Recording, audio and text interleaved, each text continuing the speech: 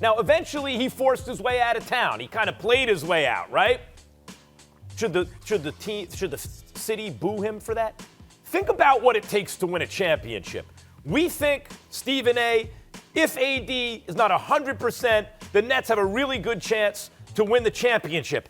It's James Harden, Kyrie Irving, and Kevin Durant, and shooters, and like everything you want. And we think there's a good chance they can win a championship. It is so hard to win a title. And for whatever reason, the state of Texas has not been seen by free agents, potential free agents, as a desirable enough or glamorous enough location for them to sign. The Rockets and the Mavs have had a hard time attracting, A-level superstars, which is odd to me because it's warm weather, relatively glamorous, maybe not as much as New York or LA or Miami, but it's a relatively glamorous destination. As you always point out, Stephen A., no state income tax. Like, how much do you want? And yet, the Mavs and the Rockets have a hard time. Maybe it's because the Cowboys loom so large in that state that you always play second fiddle. I don't know what it is. But the fact is, James Harden was in a situation where he never really had quite enough. In spite of that,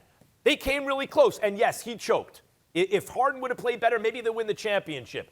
But they came closer than they should have based on the talent they had, and a lot of that had to do with James Harden. And finally, Stephen A., the fans have to realize, while if they boo Harden, if they don't give him a good welcome back return, a reception, they may be thinking they're making commentary on Harden, but really the rest of the league it's commentary on themselves. Is that the kind of place that you want to play? When a dude has done as much for an organization as Harden has, and they treat him that way? I think it's even in their own best self-interest to give Harden a good welcome. Well, we go away from the purposes of this show, Max Kellerman, because we don't disagree. I don't believe that Harden deserves to be booed. I want to make sure I'm very clear about that. But I do believe he will be. I don't think he deserves it. I don't think somebody that averaged 37 minutes a game in 8+ seasons for that team, that averaged 29, 7, and 6 in that span and took them to the playoffs every single year, not to mention coming out of his own pocket in terms of millions of dollars that he donated to causes to help with relief efforts and things of that nature with some of the catastrophes that they've had to deal with. He's been a model citizen, not to mention a great, great player for the franchise. And in that regard, he does not deserve to be booed, and I hope that he's not. But I must confess to you, I would be shocked if he's not booed, at least by some in attendance. Now, obviously, when you take into account his off-court philanthropic efforts and things of that nature, it's pretty hard to do anything negative towards him, and they shouldn't.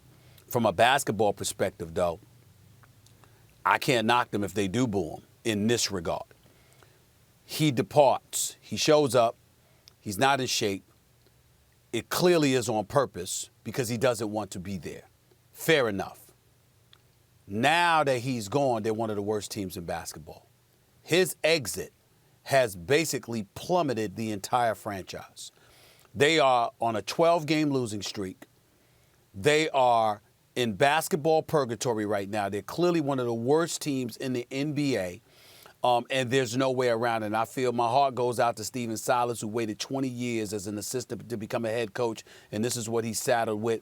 John Wall is averaging 20-6. Christian Wood is averaging 22-10. Victor Oladipo hasn't been that great. He doesn't want to be there anyway. It's just not a good situation right now. But that also has something to do with James Harden. You wanted Dwight Howard, and then you didn't. You wanted Chris Paul, and then you didn't. You wanted to play with Russell Westbrook, and then y'all didn't want to play with one another. And along the way, they gave up assets. They don't do that if it were not for James Harden.